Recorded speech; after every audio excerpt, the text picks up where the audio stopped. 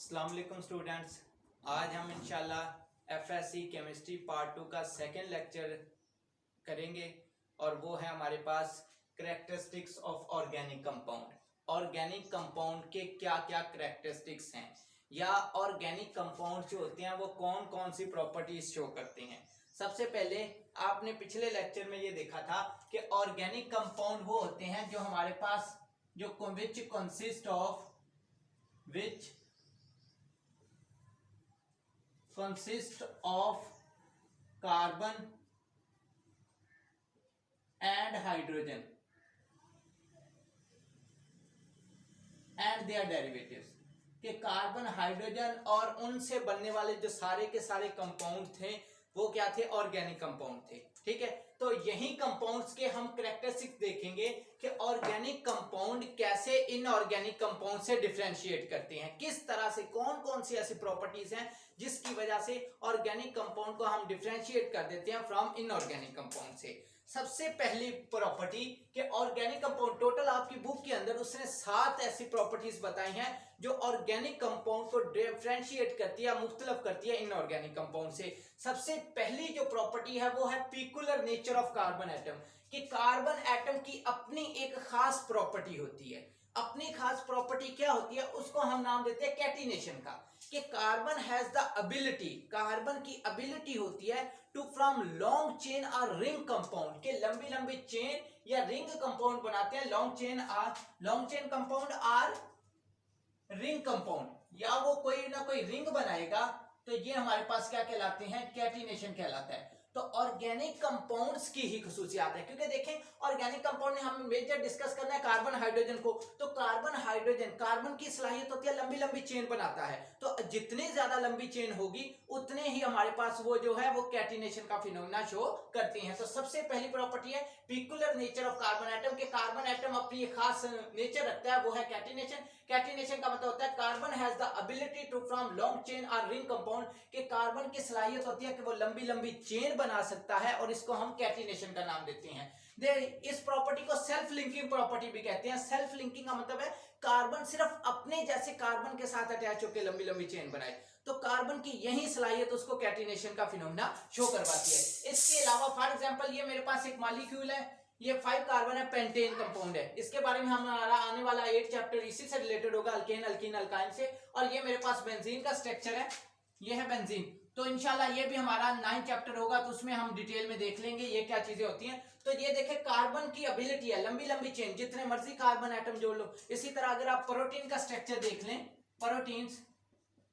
Proteins के अंदर 10,000 carbon atoms होती हैं।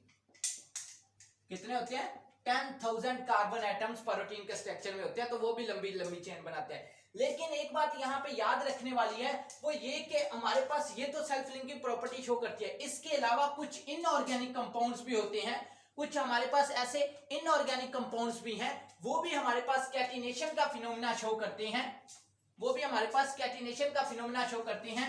और वो कौन कौन से, फास्फोरस P8, फास्फोरस, सल्फर,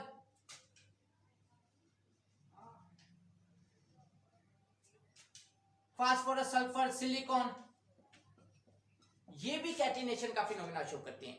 लेकिन ये सारे के सारे इनऑर्गेनिक कंपाउंड है, तो इसका मतलब ये हुआ कि हमने कहा कि यूनिक प्रॉपर्टी है कार्बन एटम की कि वो कैटिनेशन का फिनोमेना शो करती है, लेकिन ये सारे के सारे इनऑर्गेनिक कंपाउंड है, ये भी कैटिनेशन का फिनोमेना शो करते हैं। तो यहाँ पे आके हमारे लिए थोड़ी सी प्रॉब्लम क्रिएट हो जाती है, वो इस लिहाज से कि अगर ये भी कैटिनेशन शो करेंगे, ये भी कैटिनेशन शो करेंगे, तो हम कैसे डिफरेंशिएट, हम कैसे कह सकते हैं कि ये पीकुलर नेचर कार्बन एटम रखता है। बेसिकली रीजन ये है कि हमारे पास कार्बन एटम के जितने ज्यादा मॉलिक्यूल जुड़ेंगे उतना ही carbon atom stable bonding show करता है, और उतना ही वो हाईली स्टेबल होता है, और जितना हाईली स्टेबल होता है उतना ही कम रिएक्टिव होता है। लेकिन ये वाले मॉलिक्यूल जो फास्फोरस के हैं या सल्फर है हमारे पास, और इसी तरह सिलिकॉन्स है SI, ये आपस में जुड़ के क्या करते हैं, ये इस तरह की कैटिनेशन का फिनोमेना शो नहीं कर सकते। क्यों नहीं कर सकते, इसमें ज्यादा जब आप कार्बन एटम को ज्यादा सिलिकॉन एटम को आपस में अटैच करोगे तो कैटिनेशन शो नहीं करेंगे। क्यों नहीं करोगे, क्योंकि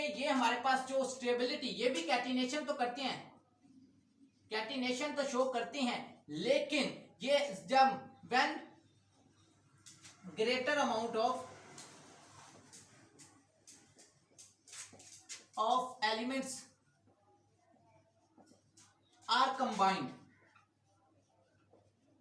जब ज्यादा तादाद में एलिमेंट्स कंबाइन होते हैं तो तब क्या होता है, ये हमारे पास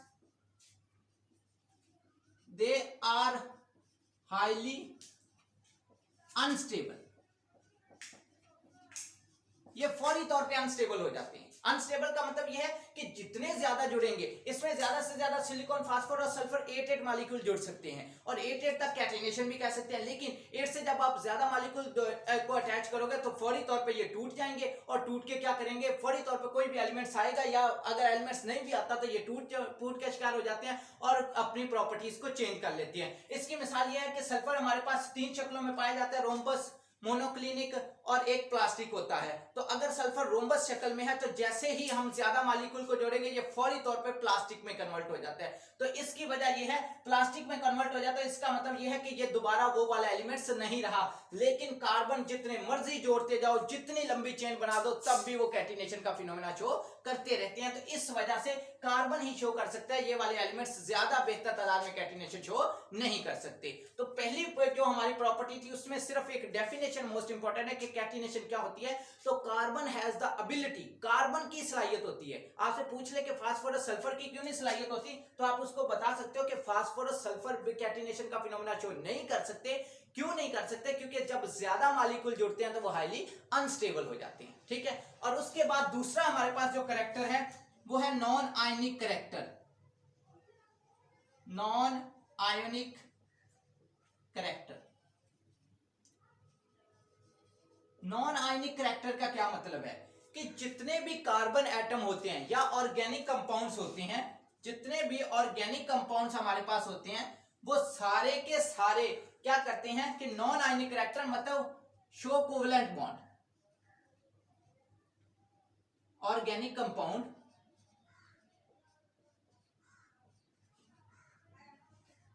शो कोवेलेंट बॉन्ड, ये कोवेलेंट बॉन्ड शो करते हैं। कोवेलेंट बॉन्ड क्यों शो करते हैं, सबसे पहली वजह ये है इलेक्ट्रोनेगेटिविटी डिफरेंस।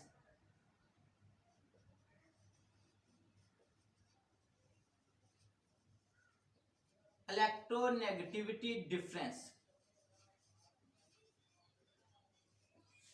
इलेक्ट्रोनेगेटिविटी डिफरेंस क्या होता है। अब देखो हमारे पास जितने भी ऑर्गेनिक कंपाउंड्स होंगे ये सारे के सारे क्या करते हैं, ये कोवेलेंट बॉन्ड शो करते हैं। कोवेलेंट बॉन्ड क्यों, आपने फर्स्ट ईयर के अंदर चैप्टर नंबर 5-6 में I think so carbon ionic bond, covalent bond और सॉरी आपने ionisation energy, electron affinity, electron activity का टॉपिक पढ़ा। उसमें आप लोगों ने इलेक्ट्रॉन एक्टिविटी वाले टॉपिक में वो बताता है कि अगर इलेक्ट्रॉन एक्टिविटी डिफरेंस 1.7 और ग्रेटर हो, if electronegativity difference 1.7 or greater,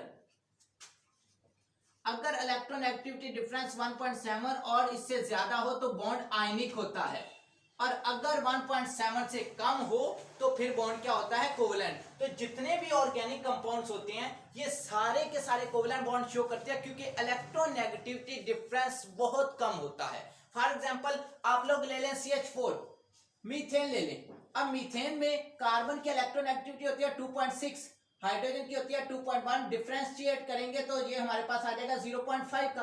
तो ये कोई ज्यादा, ये तो 1.7 या 1.6 से कम है, तो इसका मतलब है ये कोवेलेंट बॉन्ड शो करते हैं, आयनिक बॉन्ड शो नहीं करते। कार्बन 3 तरह से, आप लोगों ने पीछे डेफिनेशन में पढ़ा कि कार्बन जो होता है ये ऑर्गेनिक कंपाउंड, हम सिर्फ कार्बन हाइड्रोजन को नहीं कहते, कार्बन को जब भी हाइड्रोजन, नाइट्रोजन, ऑक्सीजन और कुछ सल्फर कंटेनिंग कंपाउंड के साथ जुड़ते हैं तो फिर भी ऑर्गेनिक कंपाउंड बनाते हैं। इसकी भी ज्यादा डिटेल है, फर्दर आने वाले लेक्चर्स में हम लोग इंशाल्लाह डिस्कस करेंगे। तो हमारे पास कार्बन का जब भी इस नाइट्रोजन कार्बन का ऑक्सीजन के साथ बॉन्ड बना ले तो इसकी 3.5 होती है, इसकी 2.6 होती है, तो इलेक्ट्रॉन एक्टिविटी डिफरेंस हमारे पास आ जाता है 1.1 का, तो ये भी 1.7 से कम है। तो जितने भी एलिमेंट्स के साथ ये कोवेलेंट बॉन्ड शो करेगा, सॉरी जितने भी एलिमेंट्स के साथ जुड़ेंगे कार्बन, ये सारे के सारे कोवेलेंट बॉन्ड शो करेंगे, आयनिक बॉन्ड शो नहीं करेंगे क्योंकि इलेक्ट्रॉन एक्टिविटी डिफरेंस इसका क्या होता है, बहुत लेस होता है। तो आप कहोगे organic compound covalent in nature, organic compound covalent में नेचर होते हैं। क्यों होते हैं, क्योंकि electron if there electron activity difference is much less than 1.7, इनका इलेक्ट्रॉन एक्टिविटी डिफरेंस 1.7 से कम होता है। जिस मर्जी के साथ जुड़ जाए ना, इलेक्ट्रॉन एक्टिविटी डिफरेंस 1.7 से कम होता है। आप ये भी अंदाजा लगा सकते हैं, सबसे ज्यादा इलेक्ट्रॉन एक्टिव है फ्लोरीन, सबसे ज्यादा इलेक्ट्रॉन एक्टिव एटम है हमारे पास फ्लोरीन। तो जब कार्बन फ्लोरीन के साथ भी जुड़ेगा तो इसका हमारे पास होता है 2.6 है, और इसकी मेरे पास होती है 4.0। डिफरेंशिएट निकालोगे तो 1.4 का है, ये भी 1.7 से, और बाकी ये भी 1.7 से कम है। और बाकी सारे के सारे कंपाउंड तो हमारे पास होते ही क्या है, बाकी सारे के सारे ने तो शो ही हमारे पास दूसरी नेचर करनी है। तो इस वजह से ये क्या करते हैं, कार्बन हाइड्रो फ्लोरीन के साथ भी जब जुड़ेगा तो इलेक्ट्रॉन एक्टिविटी डिफरेंस 1.7 से कम है, तो इसका मतलब है ये कोवलेंट इन नेचर होते हैं। तो दूसरी प्रॉपर्टी है कि नॉन आयनिक कैरेक्टर के organic compound show the phenomena of covalent bond, they do not show the phenomena of ionic bond, इनमें कभी आयनिक बॉन्ड नहीं होता। दूसरी वजह भी आप देख सकते हैं, क्योंकि कार्बन का आप लोग जानते हैं एटॉमिक नंबर, कार्बन का एटॉमिक नंबर होता है 6, पहले शेल में इसके 2 इलेक्ट्रॉन होते हैं, दूसरे के अंदर 4 इलेक्ट्रॉन होते हैं, ठीक है। इसको 4 की कमी होती है, तो क्या करता है, क्योंकि दूसरे शेल में 8 पूरे करने होते हैं, तो इसको 4 की कमी होती है, तो ये 4 इलेक्ट्रॉन अपने चारों के चारों ना तो डोनेट कर सकता है, ना किसी से 4 के 4 इलेक्ट्रॉन ले सकता है। तो फिर ये क्या करता है, ये शेयरिंग करता है,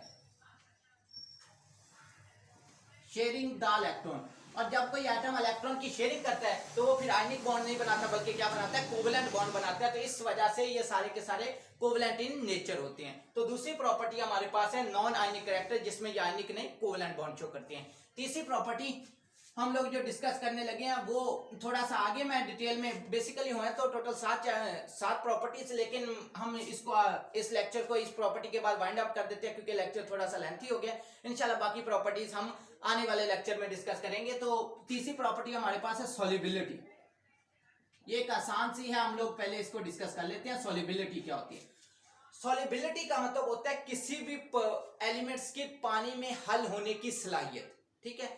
तो आप लोगों ने एक फिनोमेना पढ़ा है, like dissolve like, like dissolves like, एक जैसे कंपाउंड एक जैसे के अंदर ही हल होते हैं।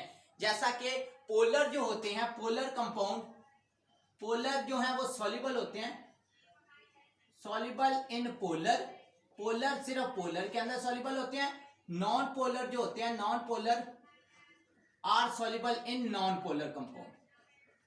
पोलर पोलर के अंदर और नॉन पोलर किसमें होते हैं, नॉन पोलर के अंदर सॉल्युबल होते हैं, ठीक है। तो यहां पे क्या है कि जितने भी ऑर्गेनिक कंपाउंड्स होते हैं वो तमाम के तमाम जो ऑर्गेनिक कंपाउंड्स होते हैं, ऑर्गेनिक कंपाउंड्स ये हमारे पास होते हैं non polar, non polar, non polar होने की वजह से। और वाटर हमारे पास, वाटर जो होता है वो हमारे पास पोलर मॉलिक्यूल होता है, पोलर मॉलिक्यूल। तो इस वजह से नॉन पोलर जो होते हैं वो पोलर वाटर मॉलिक्यूल्स के अंदर dissolve, they do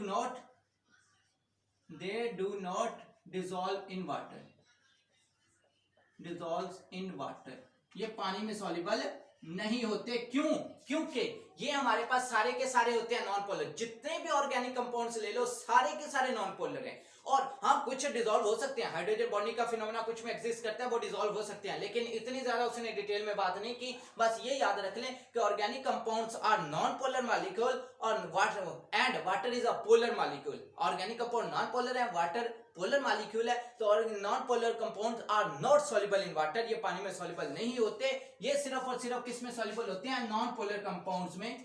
soluble in non polar compounds, soluble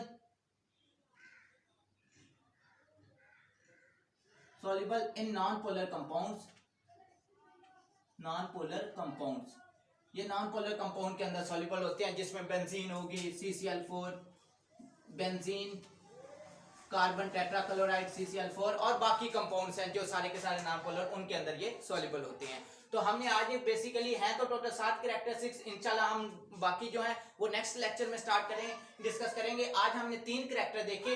peculiar nature के कार्बन एटम की सलाहियत होती है वो कैटिनेशन शो करता है।